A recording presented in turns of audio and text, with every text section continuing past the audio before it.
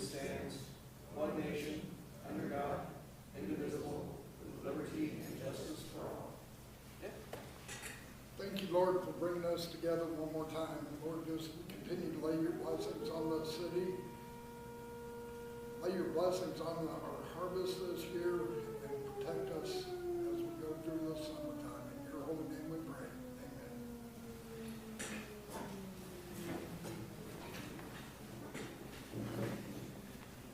Roll call.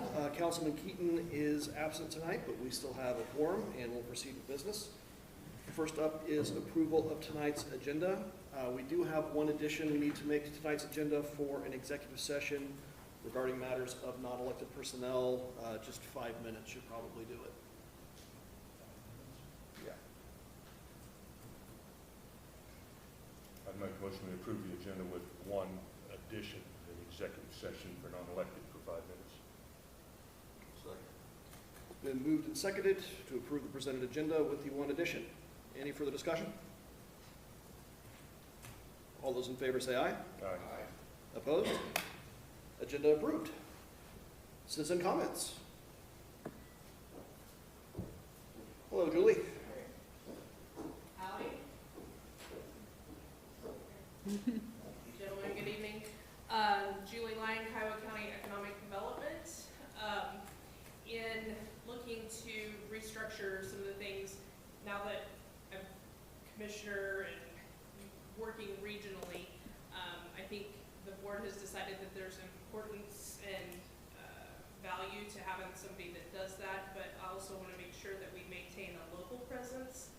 And so we have hired Ann Hammond to be our local business development coordinator. And she's also going to help me with some child care things so she can be here and be around and specifically target, you know, what do our local businesses need? What can we do to help recruit things? How can we make the path to new business easier and things like that? So wanted to introduce her tonight and at least get you familiar with her face as she's relocating-ish. She's looking for a house here, so also leads would be nice. She has family in the area and has been kind of working on things with me already for the past month or so. But this will be her first round of council meetings. So I think she went to Haviland last week and is going to Mullenville tonight. But wanted to introduce you, and she doesn't talk as much as me, but she's very capable. So High bar to clear. if there's anything else you would. I think you've covered it. Not too much, so. Council, questions for Julie or Ann? Well, thanks for stopping by. Thanks for introducing yourself. Just one more, so you don't have to ask about the pile of dirt. We're working on it. So maybe next meeting. So Okay. thank you. Thanks, Julie. Dave?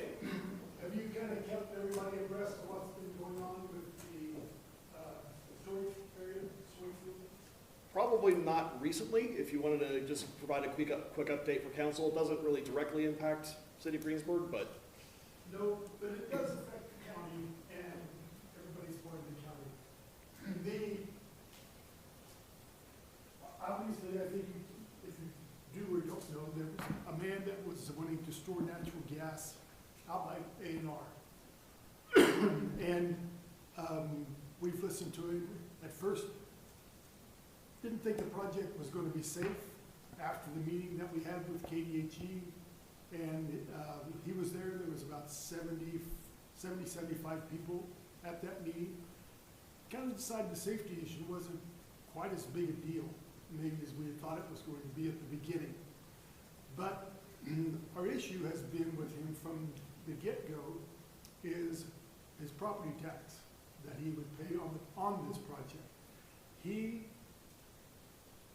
tried to get the property taxes eliminated through a bill that he introduced at the legislators. That didn't happen.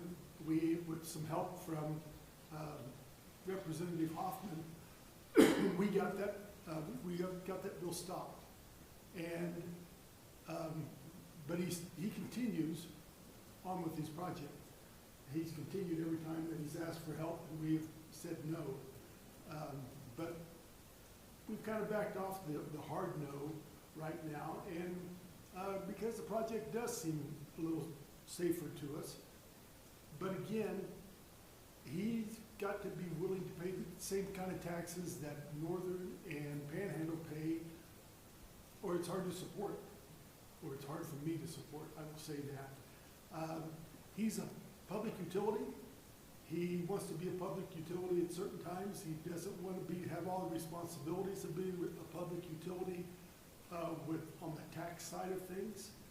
And he came to us today, and he wanted to know if we would help him with some the bonds for this project. And I won't speak for anybody else on the commission except for myself. And I told him this. I said, I don't mind treating you just like we do the wind farms. Wind farms would give us a pilot payment, and they keep most of their money to build their projects that way. And if he wants to do that, I'm going to be perfectly fine with that kind of thing. But at the end of that 10-year period, he's going to have to go on the rolls as a public utility and be taxed like any other public utility would, or I'm not going to support what he's trying to promote around here. And it's quite a difference in what he wants as what we think the county should receive. I'm just going to give you an example. We looked up one that he has in Oklahoma, and he pays about $39,000 to that county. And Kansas isn't the same as Oklahoma and Texas. The rules are quite different for the two. We think that, and Matt, you can correct me, we don't know these numbers exactly for sure, but the taxes on this project, we think, if it's done as a state assessed utility, will be someplace between 2 and maybe as high as 6 million. Based on the estimates provided by the Kansas Department of Revenue, the initial phase of the project had an approximate annual tax bill of $2 million a year. He wants to build 3 additional phases about the same size, so at the end of it, it would probably be 6 to 8 million in tax revenue, split amongst. I didn't want to make it sound too big, but it's quite a different than what he is wanting to do. And so if he won't move off that position, my vote is going to be no for him. We've done fine without him in this county. We have wind farms that we think are going to happen, which will help everyone's tax situation. So I don't know why he should be treated any differently than Northern and Panhandle. Because what my thoughts are, and I don't know that I can prove this one way or the other, but if he can make a loophole for himself to not have to pay those taxes, I don't know why those other companies wouldn't come back and try to do the same thing. Exactly right. And then if they come off our tax roll and it's lowered, man, everybody is going to feel that because our assessed value in this county is going to go down. Consequently, mill levy would have to go quite a bit higher to raise the same kind of dollars to fund things. So that's where things are at in a nutshell. But I will say this, and I don't want to waste any more of your time, but he was honest, I thought, today for the first time, being totally honest with us. He says, even if we agree to this, he says, I'm going to offer a bill with the legislators in another year to get his taxes lowered on this. So it's a long ways from being done. That's all I'm going to tell you. But that's pretty much where it's at this particular moment. Thanks, Dave. Thank you. Thank you. All right, any other public comment tonight? No, hearing none, we will move on to our consent agenda. That includes the minutes of our March 2nd meeting and appropriations ordinance 1312.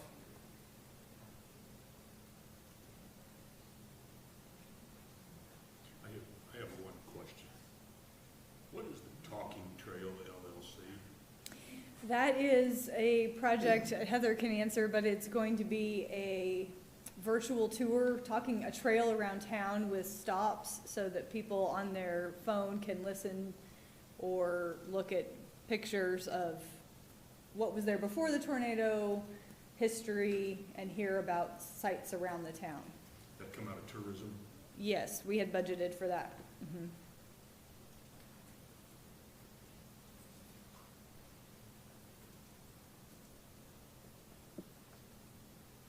Any other questions on the consent agenda, council? I'd make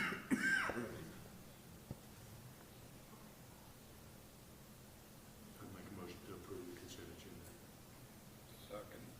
It's been moved and seconded to approve the consent agenda as presented. Any further discussion? All those in favor say aye. Aye. Opposed? Consent agenda approved. All right, moving on to our items of business tonight. Both are items we've discussed before, but first up is discussion of the RFP from KPP regarding the generators looking to site in member cities. Yes, continued discussion on this. This RFP is due, if we choose to submit, by April 9th, so we still have some time for discussion, but provided you the information that I gave you last time, but a little bit more. There's a spreadsheet in there with some calculations in the memo that would show what percentages of financing would look like and what that would do as far as a cost per kilowatt for rates. So I took the 2025 total kilowatts that we used as a city, citywide, at almost 13 million, 12,723,000 kilowatts, and then divided that out with the annual interest rate of 4.33% over 10 years, which is the terms that is stated in RFP for any financing. So that you can see what cost per kilowatt that looks like across the different percentages. And then I think a question that came up was regarding a cash payment, where we're at today. I would say at this time, if I were to make a recommendation, I would recommend not using the infrastructure fund and just really focusing on the electric reserve fund, as this is an electric project, and keeping those infrastructure funds for other uses, like streets that we've been discussing. So that currently has a cash balance of $640,000. So some calculation there of what that 5, 10, 15, 20% of the $3.3 million price tag looks like, and then approximately how long it would take to pay it back at the transfer rates that we've been doing into that electric reserve fund at $100,000 a year. And then in the blue box showing what our revenue opportunity would be, we would receive some capacity payments back from KPP monthly with that. So you can see it's really fairly minimal, but we would receive a little bit back each month that could be put back towards replenishment or towards payment. So that's broken out there. So just for continued discussion tonight, and I guess what I would request is if you're interested in moving forward with this or not at some capacity, so I can start preparing a response. I don't think, tonight we don't necessarily, if you want to discuss it more and wait for Councilman Keaton to be here, if you want to have the full body here to talk about it some more, we could do that at the next meeting to talk about at what levels, what amounts. I can plug that in, but I could start working on some other items with the RFP that it asks for, like the interconnection information and siting and things like that. So kind of to reiterate something else I said at the last meeting, that I think we can respond, and zero cost share is an option to me in our response. Of course, this is scored, it's point-based, so that would be reflected accordingly, but at least our name would be in the hat in some capacity. So my recommendation would be that we submit some kind of response, but leave it to you to decide at what level, if any, for cost share that you might feel comfortable. I don't necessarily have a recommendation, but I do think that we are able to contribute some, whether you feel like that's cash or at a finance rate at a lower level. So I'll just stop there, I guess, and see what your thoughts are after the last meeting and, any additional questions you might have. Those capacity payments, those are only made if that generator is being used correctly. No, If it's just sitting there, no, not we're, running. we're paid for its generation capacity every month. So if it's testing whether it's being capacity, used or not. whether we're using it or not, we're gonna get a payment. So they're saying the tested capacity will be between 2,700 and 3 megs. And so we'll receive a payment. I think I can't remember if I calculated this on 2,700 or on 3. But whatever its tested capacity is, every month, whether it's running or not, we'll get a payment. Well, to be fair, we would get the payment, but it is what I would consider negligible. Right. It's not It's really not gonna large. have a meaningful difference to our electric fund No, with, you know, if it's top end, it's $8,000 a year. between our That's between our nothing. payment if we financed it and our share of the expenses, that 2,700 probably is nothing. Yeah, I think the primary benefit to the city, if we were to do it, would be to have that backup generation capacity, and that if there is an extended outage in transmission feeding the city, we would be able to generate our own power in the meantime and keep the lights on for our homes and our businesses, which in my mind is the important part. You know, less worried about people not having power at home, but the school having power and/or, you know, Dillon's having power and continue to be able to, you know, serve the public even if there's an extended outage is, I think, the big benefit to that. And my own 2 cents would be, at zero cost to the city, this is a no-brainer for us to throw our hat into the ring because it's no risk, no cost. I think our decision would be if we would be willing to contribute towards it in the hopes that would increase our chances of getting that, and just what amount that would be, what amount we're comfortable with, and that would be the discussion. But again, it's a discussion we don't necessarily have to have or finalize tonight. I did talk to 2 or 3 people about it, just, I didn't tell them what my opinion was of it, just to see how they felt about it. One of them said, I don't need it, I have my own generator. The other 2 told me, said, if you're gonna increase my electrical rates to help pay for the cost of our share for the expenses, no, I don't need it. He said, last May was the worst it's ever been, and he said, we all survived. He said, it sounded like a lot of money to me that we could put in other places. So, like I said, we've been coming on almost 20 years without it. And it only helps us if we lose power going to the city, correct? Correct, it would be, So if we just have a problem within the city, it does us no good whatsoever.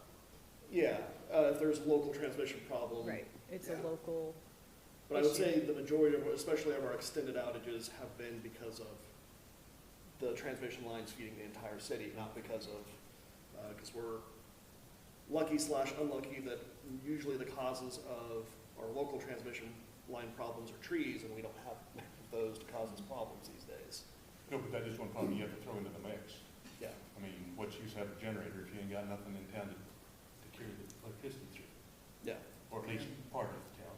Which businesses have their own generator? I mean, I know the hospital does for sure. the hospital, the courthouse, but, you know, as far as main businesses that do not, the school and Dillon's do not, and Family Dollar. So why, those are very large companies, why wouldn't they invest in one themselves? I think Dillon's trucks in a generator.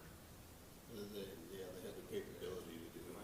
They don't do it a lot just because of the cost, but if it's means losing food products or whatever, they will. And I I'm- think they actually used they actually hired a refrigerator truck Oh, instead yeah, of a generator. and then parking outside.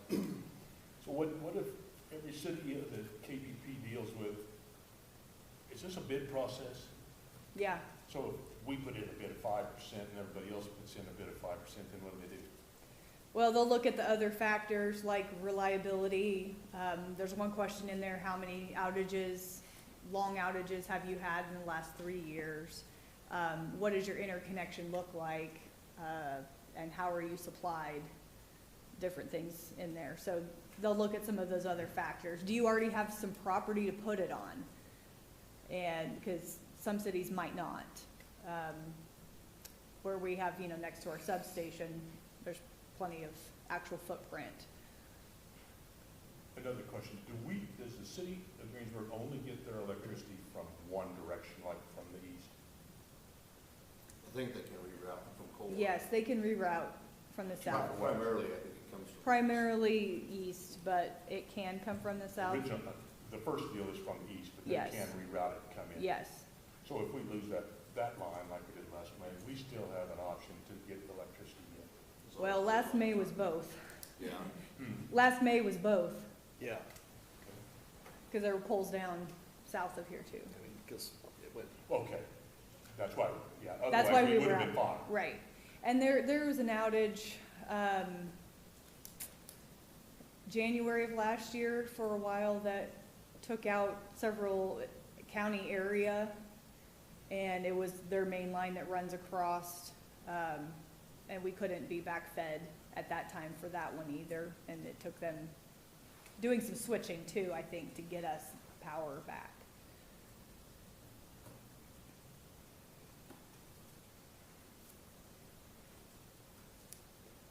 well, council, I think the main probably question we want to answer tonight, just to maybe save Stacy some time responding to this, is at, you know, even at zero cost or zero share, would the city have an interest in responding to this RFP?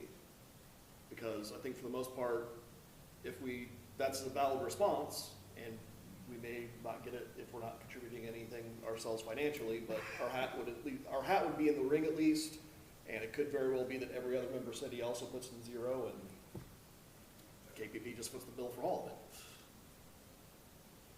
I don't believe I'm interested. Even at 0%? Because we got people who we're gonna have to take care of the darn thing, right? Is KPP gonna pay us to help them take care of it? There's planned to have a long-term maintenance agreement with Foley for them. And that's one question also in the RFP is, do you have staff that are capable and trained to run? Because some of the cities that could respond already have power plants that they're operating. So they have operators that are already trained to run this sort of thing every day. So I don't think that it's going to be a requirement of our staff. Could we kick that, you know, say, yes, we could get people trained to do it, but like for regular maintenance and operation, there's gonna be a long-term service agreement with Foley So to do that. what is Foley's capabilities outside of the generator? Where it ties into us or the main line? If something happens, that generator burns that part up or something happens, it gets burned off between there and the generator, does Foley take care of that? I don't know that I have an answer for I that doubt that we do question, either, or right? if that would be on KPP.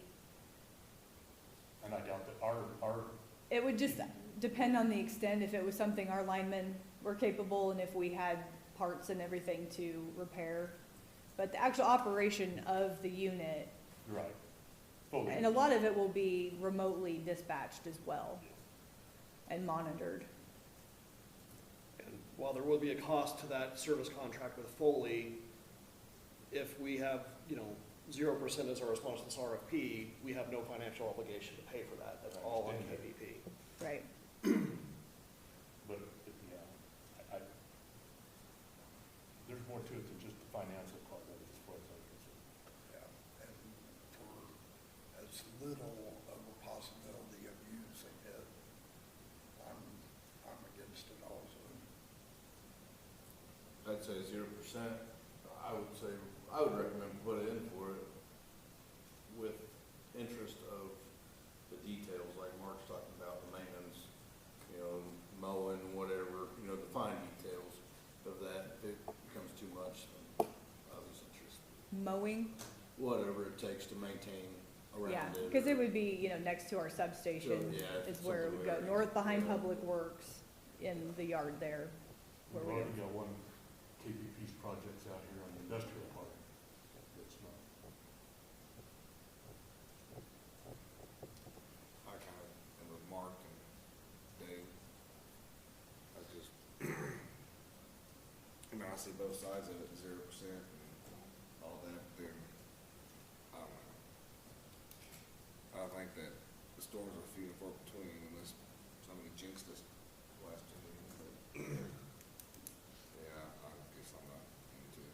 Well, and I think to that point, beyond storms, I think as we look to the future, 10 years from now, the energy needs across our country, period, I think that's something also to consider, is not just in a storm event to have an outage, but I think it could be fired up to take our load off the grid as there's pressure in other places.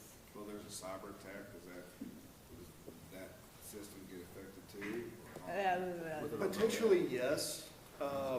This was something, actually a meeting that Stacy and I went to last week regarding data center build-outs. Data centers are probably gonna be the largest load on the electrical grid, dwarfing anything else very, very soon. And I don't think it was necessarily a cyber attack, it was more of a bug, but there was a cascading failure of these data centers that were taking their load off the grid for whatever reason, and that basically came very close to creating a region-wide blackout in Virginia, I think it was. But because those are so concentrated loads and so gigantic compared to what everything else normally is, if there is a cyber attack that takes out a data center, if that load's suddenly not there, the grid probably can't respond quick enough to remain stable to that. And that's why having a more distributed system with more local generation rather than relying on central generation may make it more reliable, because in that way you can be more self-sufficient, whereas if there is a region-wide blackout on the grid, you're waiting potentially days, if not weeks, to get that entire system back online. The analogy would be what happened to Spain several years ago. Once that grid goes down, it is very difficult to get it back up, because there are so many moving parts that you have to balance generation with load and kind of really gradually bring everything back online, rather than it's not just flip a switch. And I think also, talking about storms, not just severe storms taking out poles, but winter storms, I think, are more of a concern even than severe weather. Winter Storm Uri, of course, 2021 was hopefully a one-time thing in our lifetime, and a lot was learned from it. But I think even just this last, was it January, Winter Storm Fern that came through for several days, there was pressure on the market for energy, nowhere near like Uri, but the last several winters, there's been winter storms that have caused some pressure on distribution all over the SPP footprint from Texas and north, which we're part of. Energy is very complicated, so we're tied together in a multi-state network, and whenever there's pressure, even though we may not be experiencing it here, but it's somewhere else, whether it's gas availability, things like that, and look at it in it can put pressure on the markets in other places, and so having this here to fire up, to take our load and then have availability of energy in other places, if that makes sense. Just another example of how it could be used, other than just a tornado comes through and takes out the poles and takes out our feed. We're dealing with a lot of what-ifs here, though. And I mean, what if a fire starts out there, wipes it out? Then Yeah. that generator does us no good anyway, so. I'm sure it's going to be insured. It's still possibilities here. And no cost to the city almost sounds too good to be true, almost. There's somewhere down the line, you almost wonder what's gonna be the catch, Well, just the way I look at it is, we want to make sure we're providing the most reliable, best service we can to our citizens and customers, and this is a potential way to make it more reliable, but yeah, maybe it is a cost or even a potential cost that's we're not willing to pay. Well, let me ask you this, if it's a no cost to the city, over time, will it become a cost to our residents and the city limits? Will there ever be a time that I would, I don't see how. yeah, oh, that's what I'm asking, I just want. Yeah, the only one would be, again, is if we agree to contribute financially to it, and, After the fact? for some reason, I mean, it's the what if KPP for some reason, for whatever reason, goes away. right. Dissolves. It's Well- generators ours, But, you know, then we have much bigger problems to solve than that generator in that scenario. We're in, you know, pretty big trouble if that were to happen. Then we need it. Yeah, yeah, in that scenario, we'll probably be very glad we had that generator. That's what I'm saying, it's ours now. Yeah. Well, it'd probably be a fight with the other member cities as far as, yeah, but yeah. So again, my 2 cents, I think I'd be interested, at the very least, at 0%. I don't see really any downside to the city. I don't think it would, you know, really, it's not ours. We would just be providing space to put it, but it would not be our responsibility to maintain it, not our responsibility to operate it. That's KPP. It would only provide a potential benefit to the city in the event of a transmission disruption with the grid serving the city. And 2 cents, I would not be opposed to a small financial contribution to the project. I don't think it would be big, but I think at 0% in my mind is a no-brainer because I don't see how it would really, could even negatively impact the city or its operations and could only potentially provide benefits down the road. As long as there's zero cost to, out of our personal pockets, I'd be okay with it. But if we start getting into this, well, we gotta pay this much for maintenance, we gotta pay this much for a yearly fee or whatever they drop in on us, then. That's all based off your percent of contributions. And that is Zero, spelled out. zero. That is spelled out in the RFP, Yeah. that it's not just ownership stake in the generator that you're kind of bidding on, it's also the ongoing maintenance and operation. So if our bid is 0, it's not just the upfront cost that's 0, it's the operation and maintenance. That's Yeah. not our baby, that's Yeah. completely KPP's. We're allowing them to put it in our, Yeah, we're just giving them, we say, yeah, we've got space to put it, if Here you you wanna go. put it here, there you go, but we're not gonna put a nickel toward it, basically. or we can charge them. Well, you know, even on the 4 options of percentage, it seems like every time we turn around, we ought to change our into the Greensburg, city of Greensburg savings alone. Every meeting, there's somewhere we need to throw a 6-digit number at something. And I get tired of that. You know, one day there's a day of reckoning for it. And like Dave said, there's a lot of ifs, ands, or buts about this deal, even at 0% interest, you know. By my reading of the RFP, I think it's pretty cut and dried that if our response is 0, we would have 0 financial And I obligation. would want towards that it. in very bold print on the deal, our responsibility is 0. Somebody comes in, takes it, we're not responsible. Sorry.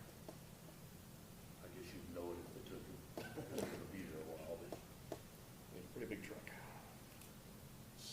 trucks. Yeah.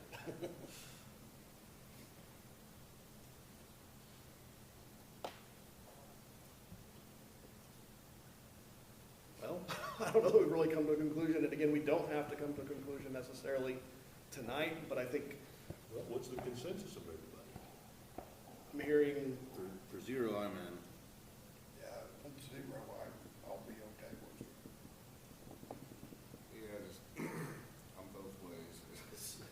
You know what I'm saying? I mean, yeah. Well, Stacy, that enough to? How about it'll be on the agenda for the next meeting? well, Wayne will be here next time too. And, Yeah. Comment. last I can do a comment. little legwork and get ahead in case yeah. Okay. Well, we will put that on the agenda for next meeting then. Anything further on that generator discussion? All right. Second item of business tonight is an agreement with the mural artist for the mural going out at the old swimming pool house. With the mural project that we've been talking about, artist Dave Lowenstein would like to execute an agreement with the owner of the mural, and since it's on city property and city funded, it's here for your consideration. And this is his standard agreement that he uses for projects. A few of the blanks that have yet to be filled in, I have a couple of answers for you he sent me this afternoon, really about The costs, I think, are the only boxes that have not been filled in.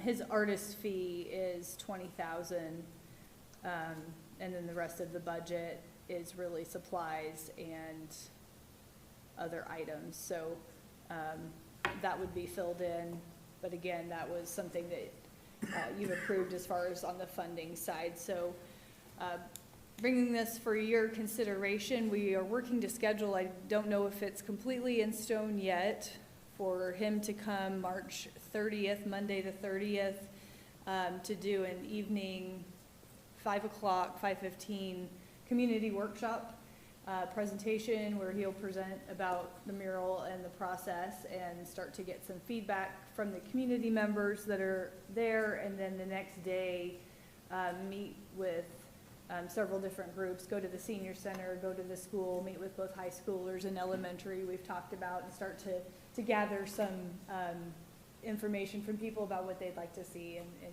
the mural and get some interest there. So working to move forward on getting him to come out and get that ball rolling. So any questions on the agreement, I'm happy to answer them, or Heather, either way.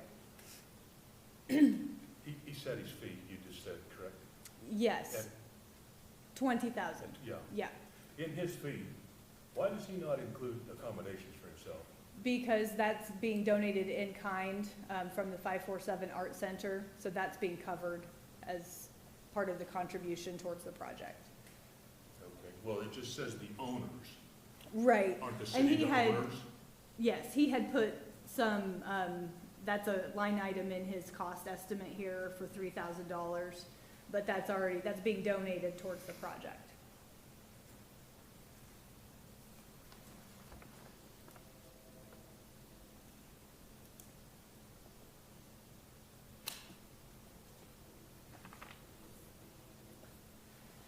I was gone at the first discussion about this. I did go back and review it a few times.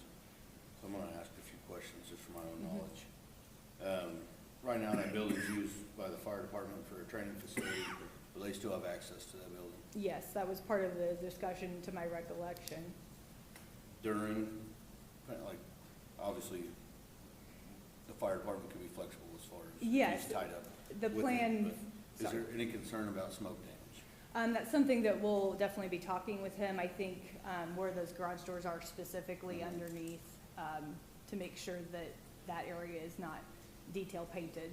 I think the larger outside structures, there's less of a concern of that. Yeah, that was my next, Yeah, bullet point was those doors. Like, something's gonna have to be done with those, either to make them seal better yeah. or smooth for him to paint. Mhm. Because right now they're, fiberglass Yeah. or something like that, rough Yeah. garage doors. That was just my main questions there. Yeah, the schedule is planned for him to come out and start doing some of the community work and start a draft of the mural and end game painting in September-ish. And he'll only need 21 painting days. Yeah. So the building won't be out of commission for very long. Like, he won't have equipment set up and things like that for. A long period. Also, talked about that the fee for the mural artist would be 20,000, but you might just refresh our memory as far as the total project budget and what, other items will be covered under that. Some of that is still a question mark, and I might let Heather step in at this point. She was getting a quote as far as the wall preparation to have somebody come and sandblast and prime it. That's outside of his scope of work. And so I don't know if you have a number to fill in there, but I don't have a bid yet. I met with him, this is Monday, so last week. So that will be coming, but the total that we budgeted for is 50,000. And that includes no work from the city, so we'll have contractors come in and do the rest of the building prep, which will include some things on the north side there, just cleaning up, taking off the downspouts, sandblasting and priming, and then everything else Dave is gonna do. Dave and assistants that he will be responsible for bringing, and then the 547 Art Center is gonna donate what would be $10,000 in kind for accommodation, so we won't be spending money really on that. We'll have to cover gas. Who did you say was gonna do your sandblasting and priming? His name's Scott Schelling from Pratt. He sprays. What about the maintenance part of it?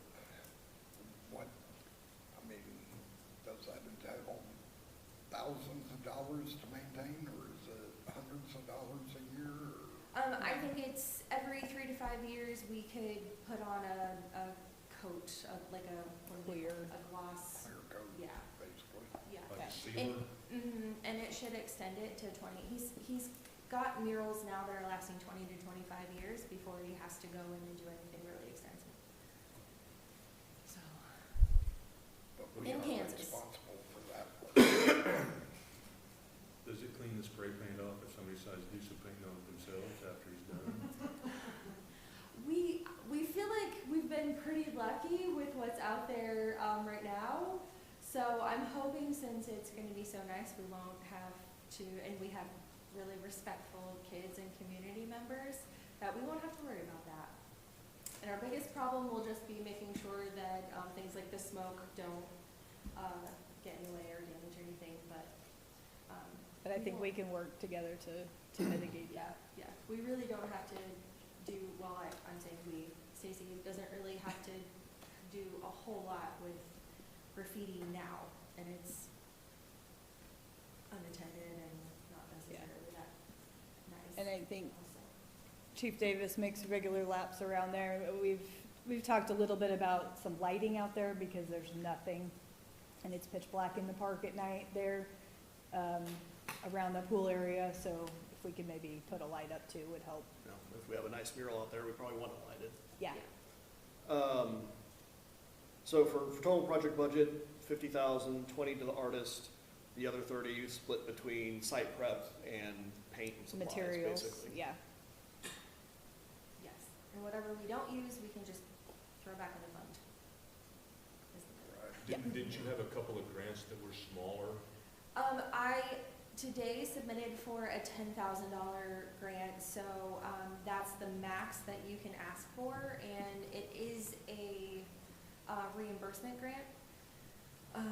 So we have to have the money to spend first, but we could potentially get 10,000 back on it, assuming we're selected. This is the third grant I've applied for this project. But hopefully this one, being a mural specific grant, Yes. I feel the shot's better. Yeah. And there might be another one that comes up at the end of the year. In previous years, the Office of Rural Prosperity has also had a very specific mural grant.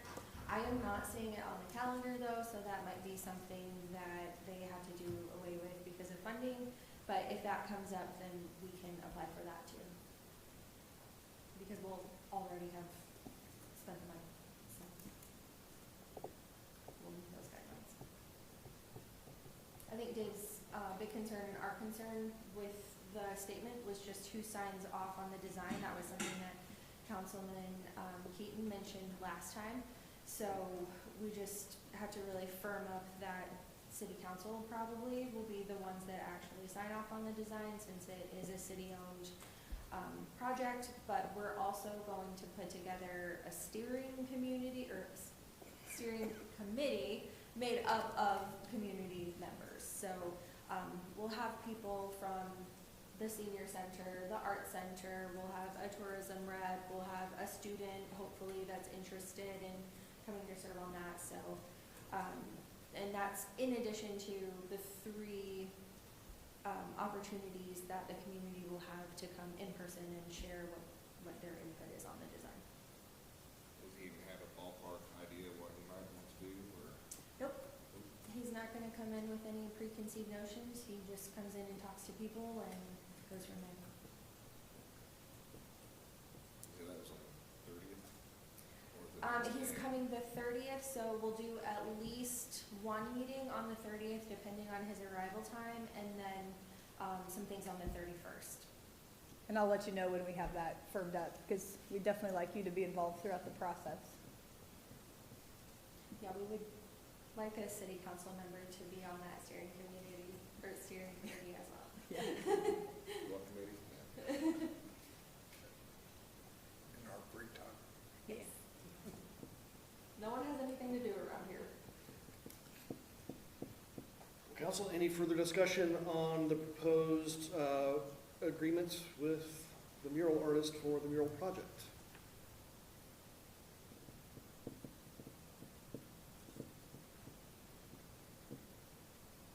Hearing no further discussion, is there a motion to approve that agreement? Again, stipulating the total fee of $20,000. Well, I don't have a contract right. Do we have to do the whole thing listed? Because that's 40. Yeah, I mean, it depends if we're directly purchasing the items or if he is. You know what I mean? Because there'll be the cost of the materials too. So, Did we approve the agreement before we've ever seen a draft of the mural? Yeah, because he won't start the process without having an agreement that we're gonna go ahead with the process. It's just a regular artist. So we're locked in there. Basically, we'll agree for him to produce a mural for us, and then we decide what it looks like. That's still too much. Pay 1/3 Yeah. upon the sign-in, 1/3 at the approval, and 1/3 at the completion.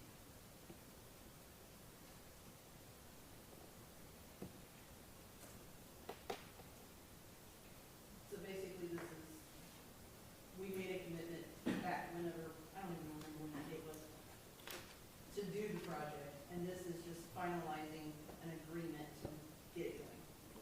I don't know if it was last meeting or a couple meetings ago, council did approve, not the final, but in principle, agree to a budget amendment to fund the project. 17th, the last one.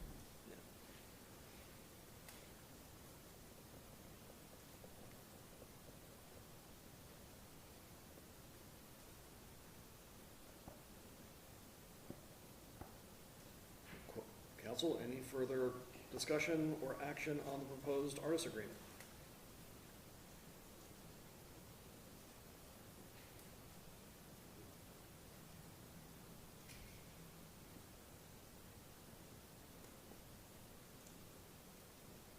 Going once. And this is just to get the ballpark rolling. This would start the process, but it would commit the city to $20,000. Which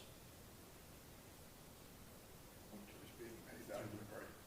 It's being paid out of the tourism fund, Transient, yes, that. yeah, hotel tax, basically. I know there was a lot of discussion about the TGD, as I was reading today, but during that council meeting when I was absent,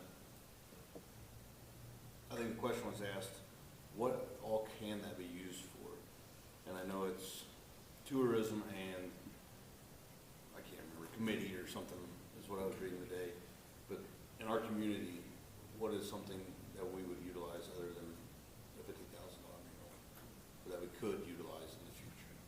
well, promotion, you know, in historical use has been billboards and print ads and projects like this Talking Trail, trade shows, going out and promoting the community. It's pretty broad in how we can use it, but also at the same time pretty narrow. So I know in some cities, they've tried to make the arguments, well, visitors walk on sidewalks and they drive down streets. No. That's not an allowable use. And I haven't brought back yet exactly, I need to dive into state statute a little bit because that governs its use as well as our local charter ordinance for it, which I think I included in that packet that describes some of the uses. Really, it's to try to attract people to come and visit the community and spend money here, whether it's shopping, staying the night, eating in the restaurants, all of those things. That's really the goal of that transient guest tax, is to promote and bring people to the community. It's a external promotion to bring people here. Or providing attractions to bring people here, like a mural. Or give them something else to do while they're already here. So in tourism, the rule of thumb is if someone drives an hour, they should have 3 hours of things to do. So we want them to visit the big well, of course, and then we always push the soda fountain, the art center, and this is something that they can stop and spend some time at as well. And food and gas. Yeah. We always want them to eat lunch and buy gas.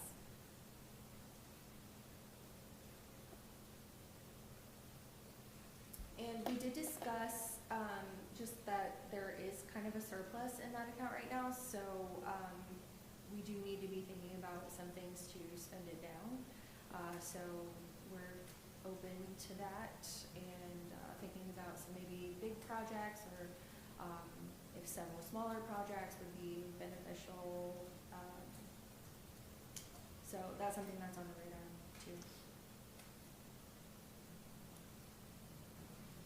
Is there a max for that budget, or a minimum to have in there, or can it? No, No. it's just a cash balance that's funded by however much transient guest taxes coming in every year. We do set a budget, annual budget for that. I can't remember exactly what it's at for 2026. 129. Well, but Sorry. it's increased from normal because you already approved this project. Yeah, well, yes, The original cost of the project. correct. We haven't actually performed the budget amendment yet, Right. but the previous meeting, we did talk about in Right. principle increasing it. But really, we're mostly, there is an annual budget, but at the end of the day, we pretty much have the flexibility to spend whatever cash is in that. But again, we're limited on what we can spend it on. Oh, what, Right, we can't just say, use it to buy an electrical transformer, you know, or pave one block of streets. It's gotta be related to a tourism-related project. Which I think, once again, would be a good conversation to have, because that fund has been steadily building over the last several years. Just what we can spend that money on to best benefit Greensburg and its residents and its businesses. You know, that's kind of what my question was kind of Yeah. alluding to, is moving forward, where do we put those funds? Yeah, because we have a sizable amount. It's 300,000. Kind of a way to promote, I've been thinking about this, kind of a way to promote your community and try to attract people to your community without your local people having to invest to promote your community and bring people to your community. Because you're getting money from the people coming in to turn it right back around and get more people. Yep. So no local tax money put into it. And there's been no complaints on the artist with other cities, I mean, Not that I've heard. My understanding, he's fairly well established and Yeah, he's- in demand. Pretty well known in the mural world, and I think what makes him unique is the community engagement process that he goes through. Like you asked, does he already have a design? He does not. He comes in and works with the community to make a unique piece of art for that community. So, you know, I'm not knocking any other artist in what I'm about to say. You know, some you get a little more of a cookie cutter Kansas landscape and some sunflowers kind of thing. Not to say that this probably will have some of those themes in it because we live in Kansas, but he's not coming in with any preconceived notions of what that design will be.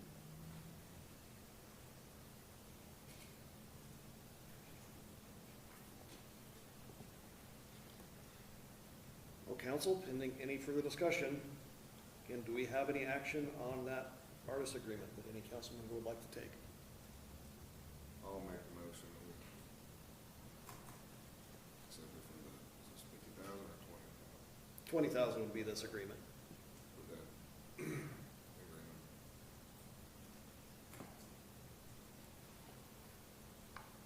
It's been moved to approve the proposed artist agreement. Do we have a second?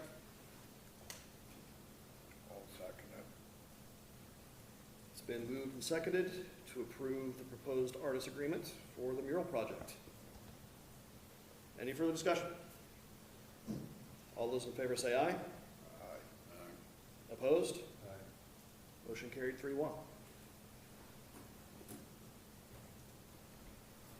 All right, that is our last item of business. Thank you, Heather.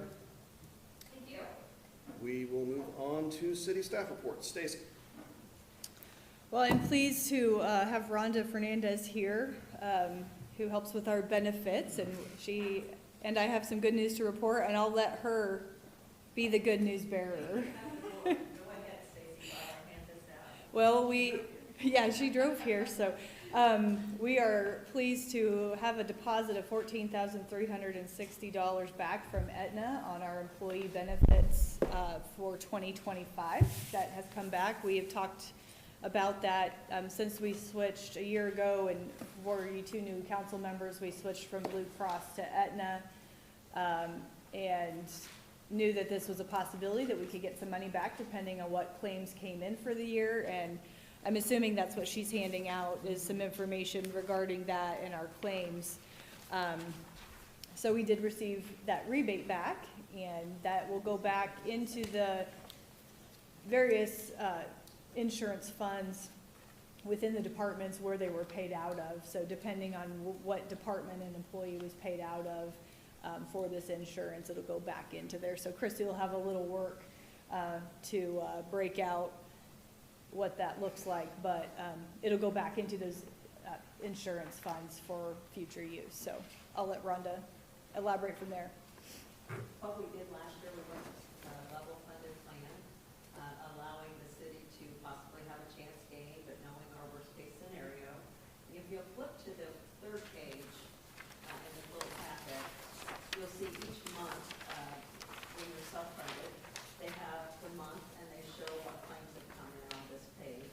And again, this is how we accumulate where we're at each month. I know it's kind of small, but basically 50% of whatever we haven't used towards claims, and at our, if we had stop loss on some of those claims, those kinds of things, 50% of that comes back to the city, and then we start over with the new year. So we're starting into the 26 year, as Stacy mentioned, with $14,000 cushion that we didn't have before.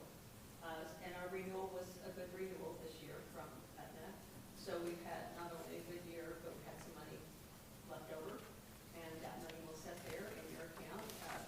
If you were putting it in the way you're doing it, you could even put it in an interest-bearing account, kind of. I know Matt's kind of familiar with that, how we self-fund, a regular self-funded plan. But this was really good news. We've been sitting on pins and needles waiting for this. Finally came out. They usually hold that money for 60 days at least for any claims that were incurred but not paid yet through December 31st. And then we start the year over once they are pretty sure everything's come in. And we start fresh as of January 1, and then anything that's left over, 50% of that comes here, 50% stays with Aetna to cover their costs. So just wanted you to see kind of a little bit of what that report looks like that Stacy and I can see on a regular basis. And then the very back page just kind of is a little summary showing that we had, if you look kind of near at the bottom, that 48,000 or 49,000, you'll see that 50% was what came back to the city. So I like to always, I never get to come usually when we're having good things, so. Stacy said you don't have to come, it's good things. I also brought you our newsletter, just to kind of show you what's kind of going on, not just with benefits and any changes in compliance, those kinds of things that Stacy and Christy get on a regular basis. But there are some wellness things at the front that are just kind of easy things to do. And I'm going to return this back here for Keith before I walk off with it. I got one right here. Did you have it? Yeah. Okay. I thought I didn't have enough. All right, for some reason. Well, thanks for your time, and again, thanks to the city for being healthy this year. We appreciate that, so we'll see you again, hopefully, maybe closer to renewal. We'll see what our loss ratio is into the summer around at that point as we get closer to working on that renewal and prepare you for what might be happening, and then we'll go from there. Thank you. Thank you, Rhonda. Continuing on, another piece of good news, the Big Well Museum, Heather applied for a grant, attraction development grant from the Department of Commerce, Kansas Tourism, and was awarded $13,000 for museum exhibit improvements. And they will be here tomorrow afternoon at 4:30 for the big check presentation and photos. So that's exciting. And you can see the full list. I included a link of the other grant awards across the state if you're interested in taking a look at that. So that's good news. Just an update on our continued street and truck parking conversation that we've had the last 2 meetings. You've probably noticed there's a couple spots that we've gone in and repaired and put flowable fill in there on Illinois Street, and continuing to work on what a potential truck parking ordinance would look like to bring to you. So stay tuned on that, but we are starting to do some repair work there and take care of some of those issues. The KPP, the solar project out at the business park, have some dates of when interconnection for the project will be at the end of April, and then materials delivered in April and May. So starting to get balls rolling and green light on activity with that. I have included an invitation from Kiowa County United for their annual meeting on Wednesday, March 25th. That includes dinner, and will be at the Crazy Mule in their east room there. The city is a shareholder on that project. That is the business district, I guess, building on the east side of Main Street from the antique store north, that entire thing. And then they also own the Turquoise Ranch building, and then will be the end owner of the childcare triplex when that's all transacted. But they do have an annual meeting, and I'm actually unable to attend that night. I have 2 other meetings at the same time scheduled for that day, so I would encourage you to attend. It's always a good time, a meal included, but to talk about that organization. On this month's KPP bill, we did have an energy cost adjustment charge for the month. Towards the end of last year, we discussed that a little bit. I can't remember exactly what meeting. I believe it was in December, where we talked about how we have had in our ordinance to pass that along to the customer, but in the history that I know, and even before that, that has not been practiced. And so the city has just been eating those charges over the years, and I think at times we've had some cash balance fluctuations, decreases because of that. And at that time, it was the direction of the council to move forward to enforce that ordinance and put into practice what we actually have on the books. And so unless there is a change in path from that last conversation, we will be putting that onto the bill. It's a cost per kilowatt hour that's broke out on the KPP bill. If you'd like to see that specifically, I am happy to show you. It's on my desk. But it's 0.01577 per kilowatt. A total of $17,000 cost. So in that bill that was on the payables tonight, I think it was $98,000. $17,000 of that was the ECA charge. We have ordered a bunch of replacement street signs and directional signs for all over town, and those are in production right now. We go through Kansas Correctional Industries to have those signs produced, and they're being made at Lansing, and then will be shipped here. So hopefully we'll see those in the next several weeks show up.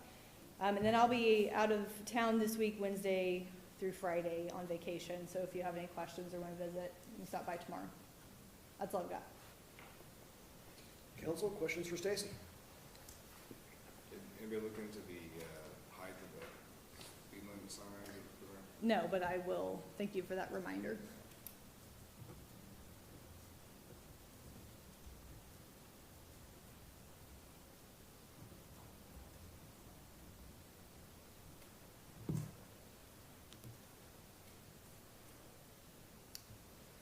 Where are we at with our water project at the airport? Sorry. Nearing completion. They are finalizing some, I don't know exactly today where it's at, but wrapping up some of the hardware install in the well house, and then we'll start testing, running it, and then we'll have to submit water samples to KDHE and have that all signed off on. So we're getting closer to an end I noticed over the weekend that some hydrants have popped up out there.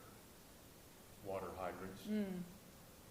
Are they, if they are permanent, are we gonna put are they gonna put a guard around them? Do we have to put a guard around them? Because anything at the airport that sticks above ground has been run over by a mower at least once, if not totally destroyed.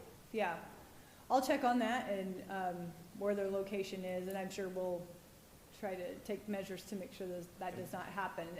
I know for, use by the tenants that's out there that will get a water meter if it hasn't already. That's part of this project, and they'll be billed for their usage through us, just like normal service. Are they using those just for testing, or? That would be my assumption, So they may come back out? right. Okay. I don't know the answer to that question. Well, one of them is way on the southwest corner. Wow, Yeah, that's way down. yeah, and probably because we will have to take a sample Sure, to test chlorination clear at the end. that's why I was asking. Yeah, If so they that's may probably the use case. them for testing and then take them out, or? Right, But if they leave them, yeah. We'll want to make sure they're well marked. a pretty, well, not just marked, but a pretty substantial guard around them. Yeah, yeah. And all of your tie-down ropes are been chopped up and again. Yeah, we've had some conversations about a better fix. I actually had, I mentioned, I think it was about a year ago or less, we had an airport inspector with the FAA, a contractor, come out. Right. And he suggested a couple other things he's seen in other cities to help keep that from happening. Actually, like a cut-in-half tire to make like a dome that keep the rope inside of, and also designate so you can see where that is. And so we've kicked around some other ideas of how to better preserve those tie downs. So would a tire survive a mower? Well, I think I would I'm hope saying, visually, There's nothing above yeah. ground out there that hadn't been hit by a mower at least once. And some of it's been destroyed. A lot of the runway markers that get to the runway are gone.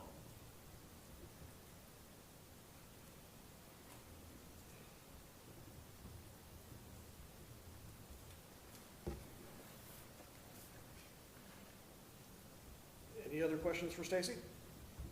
Yeah, a couple people up there on North Main Street across from the park where the conservation district got their, that tree there. They'd asked if they could be trimmed up. They didn't want the tree cut down, they just wanted it trimmed up. They said the trees are few and far between, you know, but, it's right there in the city right away.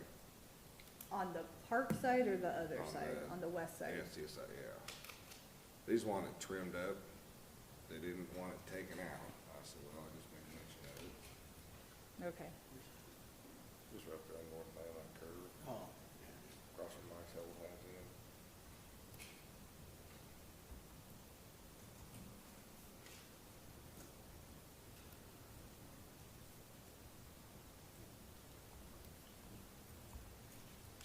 Do we have any governing body comments tonight?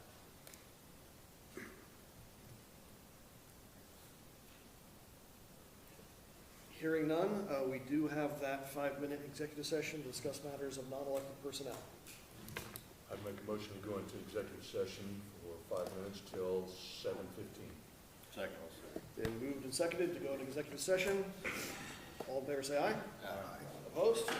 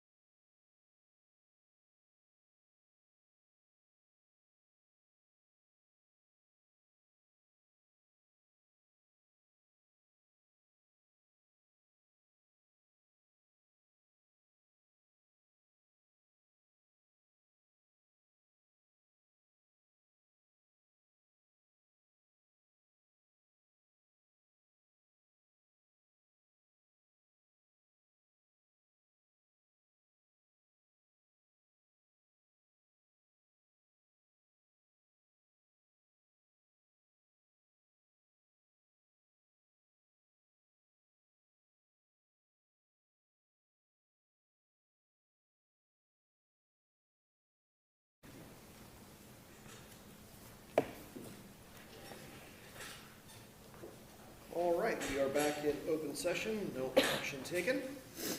And that does bring us to the